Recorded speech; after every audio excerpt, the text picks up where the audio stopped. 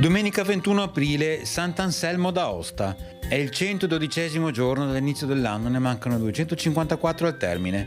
Il sole sorge alle 6:14, tramonta alle 20:05.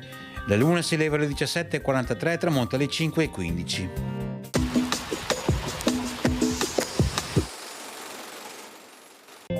Can Grande della Scala prende possesso di Vicenza in nome dell'imperatore Enrico VII.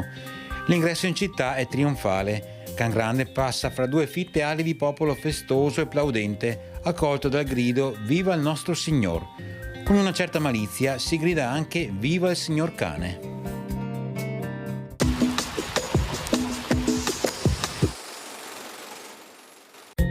Le previsioni per domani: tempo instabile, a tratti perturbato, con cielo molto nuvoloso e fasi di precipitazioni da sparse a tratti diffuse, intervallate da pause nei fenomeni.